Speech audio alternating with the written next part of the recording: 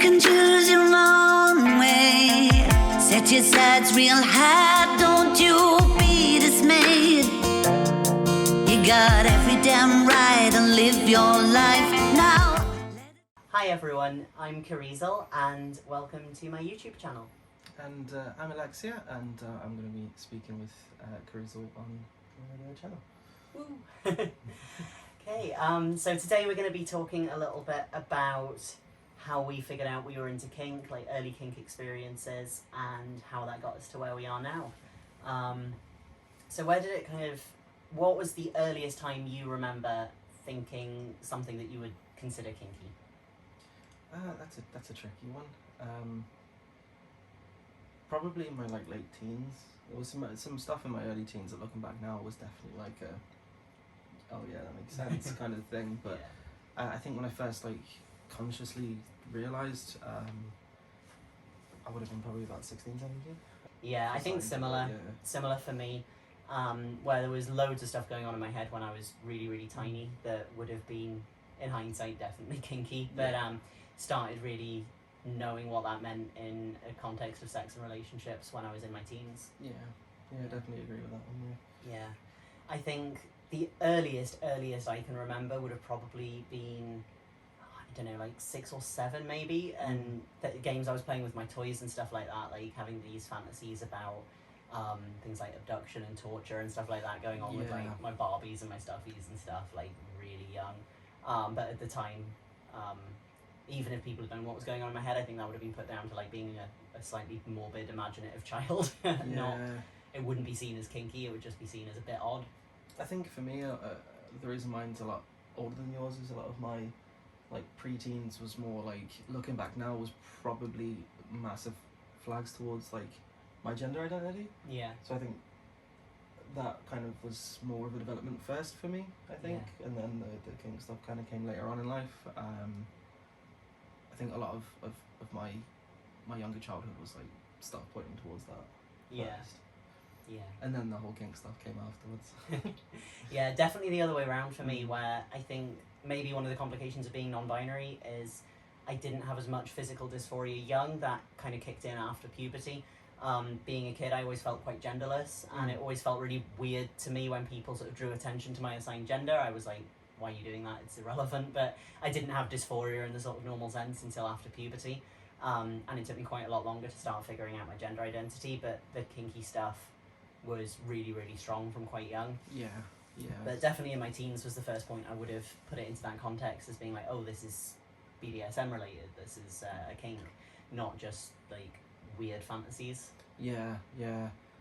I think because I was probably around 16, 17 when one of my first partners, when we started to I say experiment in inverted commas. And it was around that time. Oh, hey Cookie.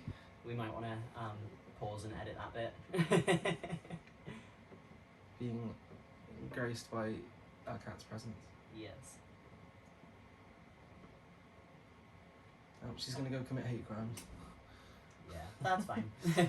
Teens started experimenting, and I think because I was old enough to kind of consciously partly understand the reasoning why, and then the other parts I had access to the internet. I could speak to other people in similar circumstances and stuff, and I've never really had any shame around my sexual interests. I've always been very open since a young age about the fact that I think one of the biggest things is with my orientation is that I don't really care about gender at all. It's all about compatibility for me, and that really helped with kink as well, I think. Yeah, that makes sense. I started through a partner that I met when I was 16. I definitely had those interests already, but one of the things that sort of attracted me to him was that he was at the time it seemed to me very experienced with it. In hindsight, he was a 17-year-old, so obviously he was not that experienced, but more experienced than me. Seemed to know what he was talking about, and was really into a lot of bondage and a lot of pet play and a lot of humiliation and degradation. Pet play is not my thing, but the other side of it definitely was, and that was where I started to find how much more interesting things were for me when that was brought into the mix. No, I definitely relate to that. I think both of us did difference here for me is that both of us, neither of us really knew what we were doing. Yeah. It's just kind of like, yeah, just kind of stumbled onto it and it happens. But yeah. Yeah, I think people that age are never really going to fully know what they're doing. It is that age where whether you're having sex, doing kink, or just thinking about it, you are still figuring out what you like, and you're still learning, even if you're attempting to learn, which, to be honest, at that age I really wasn't. I figured he was the one who knew what he was doing, so I would just copy what he did. Yeah. And there was a lot that went wrong in that relationship because we didn't really know what we were doing. But I think even if we'd done it in the kind of ideal way, loads of research online, talking to other kinky people and things like that, because of our age, we wouldn't have been able to become part of the kink community, and that's the way it has to be, much as that can cause issues. Like, you can't have, like, 16-year-olds running around kink events. It would be just chaos. Yeah. Really, like, potentially dangerous for them and other people, and not good. So there were always going to be mistakes made at that age, I think. I don't know what the solution to that is, but it's a tricky time to be figuring out your identity. It is, yeah, but I think people are getting younger and younger and figuring that stuff out more and more. Yeah. It's becoming less taboo to be Yeah. into those kind of things, and like the older generation. Yeah. And now it's like the flip side. It's like more common to see younger people turning Yeah. up to those kind of like events. So it's like, I think it's just people are starting at an earlier age to discover and realizing it is acceptable to be into those Yeah. things. Like it's Yeah. nice to see, but it's tricky. It is, yeah. I think access to, like, age-appropriate education is probably the way forward. I don't think people as young as we were when we started doing kink probably should actually be physically doing it yet. That's the age to maybe be gathering information and thinking things through rather than jumping in feet first. But it's the same as having sex young. Like, you can tell people not to do it, but they're still going to. If you tell someone, especially me, if you tell me to do not do something, I'm more likely to go do it. Yeah. So yeah, I definitely have that mentality. Like, they just didn't know what to do with it, and it's either gone into them doing kink in really dangerous ways where they weren't connected to any community even when they're well past the age where they could have been, or it's gone into them having terrible experiences and shutting it down and repressing it until they get to an age like what happened with me. You know, that relationship when I was 16 really put me off because it went so badly wrong towards the end of it. yeah. Because neither of us understood how to do negotiation properly, how to manage things like safe words properly. We kind of knew what they were, but we didn't understand about still being able to communicate before you hit the point of safe wording, you know, being able to see when something's going wrong.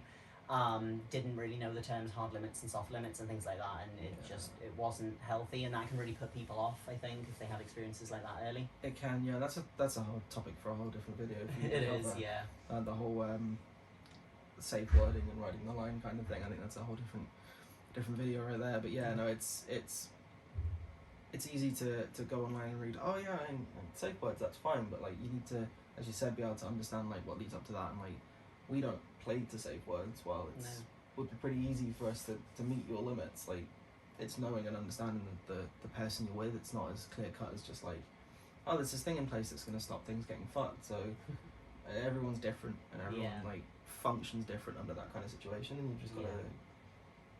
I think a big part of kink is like, and yeah, there's nothing wrong with like kinky hookups. I'm not discrediting them, but it does help when you want to play at your highest level, and your hardest level is to know the person. Yeah, it really helps. Definitely, when I've had kinky hookups, like when I was single and before we sort of became more exclusive, when I would have hookups, it was generally playing at a level significantly below my limit.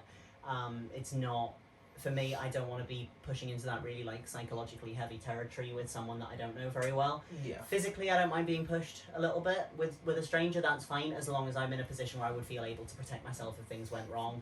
One of my things that I always used to say on hookups was no bondage that I couldn't get out of myself. Yeah. I don't want a stranger tying me up and being able to do whatever they want to me or my flat. You know, it's not the vibe. You've got to be safe. I think for me, like I've had obviously like plenty of hookups in my lifetime. Just never.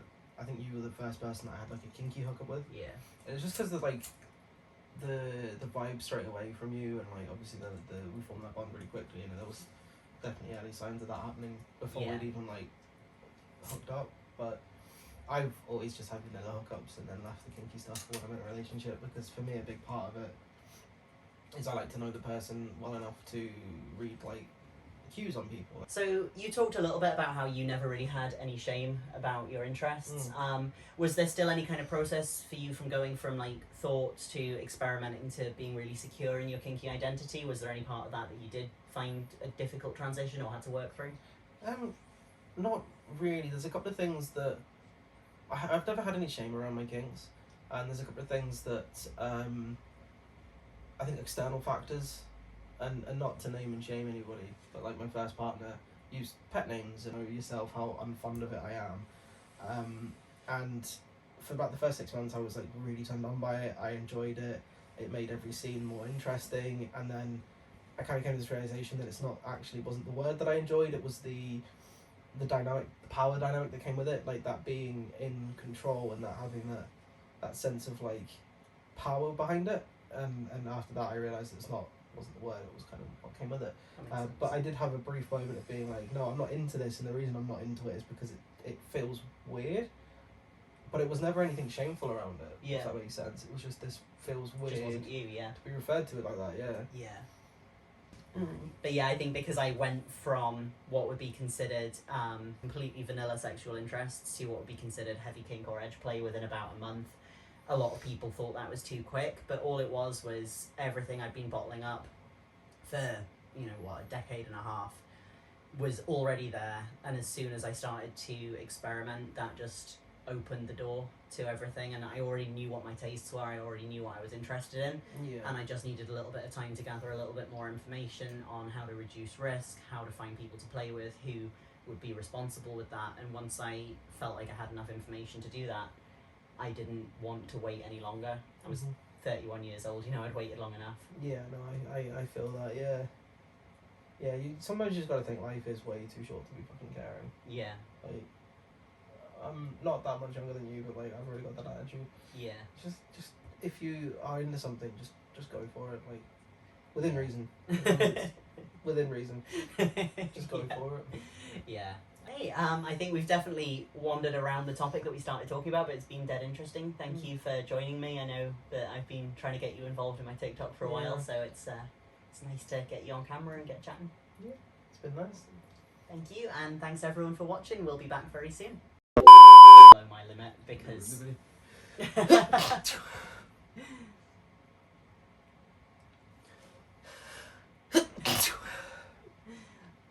You good?